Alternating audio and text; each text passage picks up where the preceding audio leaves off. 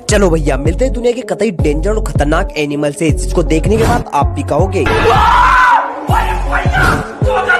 Number 2, blue ring octopus. दोस्तों ये दुनिया के सबसे जहरीले और खतरनाक ऑक्टोपस है, जिनका जहर मात्र 30 सेकंड में किसी को भी मार सकता है और इनके एक बाइट में इतना जहर होता है जो कि 25 लोगों को आराम से मौत के घाट उतार सकता है। और एक कोन स्नेल। दोस्तों ये घोंघा होता है जो कि कतई डेंजर और खतरनाक होते हैं, जो कि किसी को भी पल भर में पैरालाइज कर सकते हैं। पर भैया सबसे बढ़िया है डॉग, कतई शरीफ, कतई शांत, कतई संस्कारी।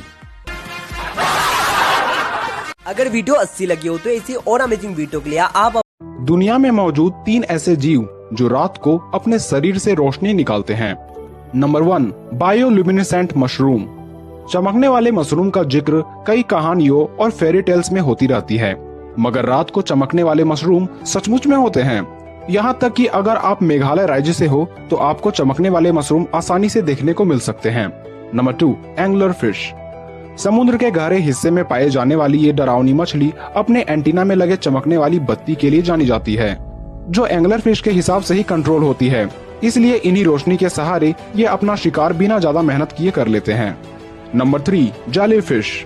बिना हड्डियों, बिना दिमाग और बिना खून वाली ये मछली, या आप इसे निडेरिया फाइलम का कह सकते हैं, लेकिन इनमें सबसे बड़ी खासियत ये होती है कि ये अंधेरे में समुद्र को नीले रोशनी से भर देती है। इसके अलावे कुछ जेलीफिश को इमोर्टल यानी अमर भी माना जाता है। दोस्तों आखिर इस रेस्टोरेंट में इतने भयानक ज़ॉम्बीज़ क्या कर रहे हैं, पीछे की वजह सुनकर आपके होश उड़ जाएंगे। दरअसल आप जब भी रेस्टोरेंट में खाना खाने जाते हो तो वहाँ वेटर खाना परोसते हैं, लेकिन सऊदी अरब में एक ऐसा रेस्टोरेंट है जहाँ वेटर की जगह भयानक ज़ॉम्बीज़ को रखा गया है, जो कि देखने में इतने खतरनाक लगते हैं कि इन्हें देखकर हर किसी की छींकें निकल जाती हैं। और इन ज़ॉम्बीज़ का काम लोगों को खाना परोसना और उनको डराना होता है। इस रेस्टोरेंट में सिर्फ वही लोग आते हैं जिन्हें ज़ॉम्बीज़ देखना बहुत पसंद होता है और एडवेंचर करना भी। आदमी लोगों की मेंटेलिटी जानने के लिए कई लोगों से एक ही सवाल पूछ रहा था। उसने उस आदमी से पूछा जिसकी नई नई जॉब लगी। उसने पूछा कि भाई साहब आपको BMW खरीदने में कितना टाइम लगेगा? तो उसने जवाब दिया कि कम से कम 1 से 1.5 साल तो लगेगा। और यही सवाल जब एक नए नए बिजनेसमैन से पूछा कि भाई साहब आपको BMW खरीदने में कितना टाइम लगेगा, तो बिजनेसमैन ने जवाब दिया कि कम से कम 6 महीने तो लगेंगे। और यही सवाल जब रतन टाटा जी से पूछा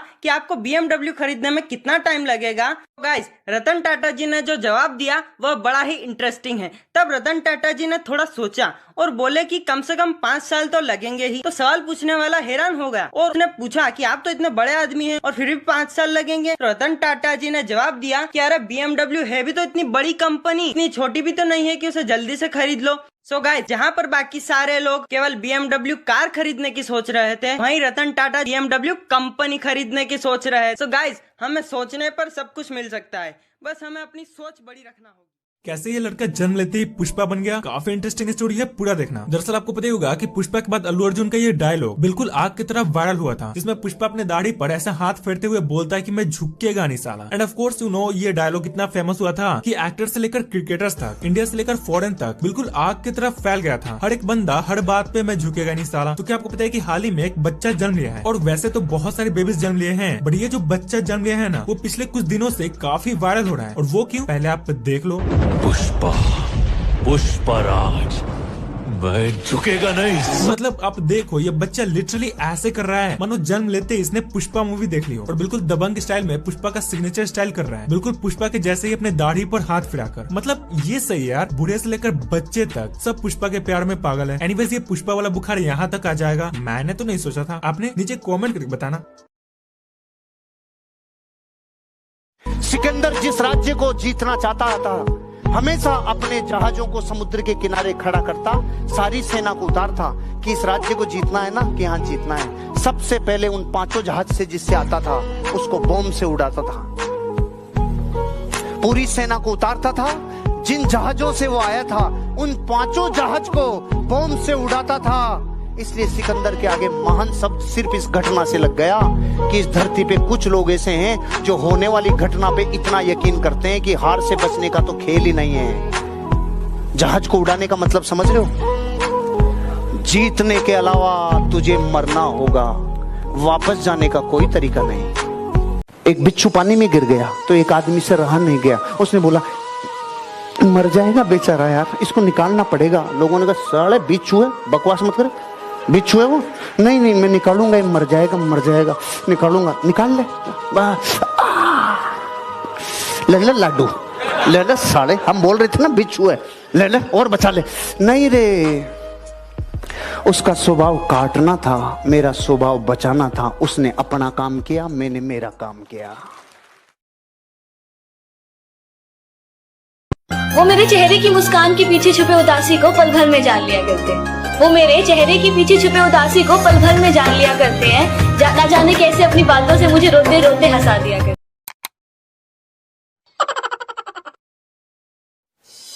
पंपिंग का पहला नियम, पेट को अंदर लिया, श्वास बाहर फेंका, श्वास फिर लिया।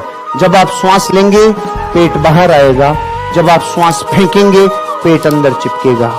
इस क्रिया को जो आदमी 1 मिनट से शुरू करके 5 मिनट तक पहुंचा दे, इस धरती पे 300 रोग ऐसे हैं जिनकी दवा अकेली पंपिंग है, जिसको बाबा रामदेव अब प्राणायाम बोलते हैं और कपालभाति बोलते हैं। इसको विश्व के लोग, उनको तो प्राणायाम जानते नहीं है, वो इसको पंपिंग बोलते हैं।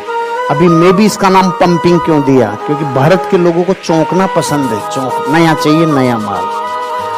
अभी मैं आपको बोलता ना प्राणायाम करो, बाबा की तरह बैठो, तो आपको रस नहीं आता। ये तो रोज सुबह आस्था पे आता है रस।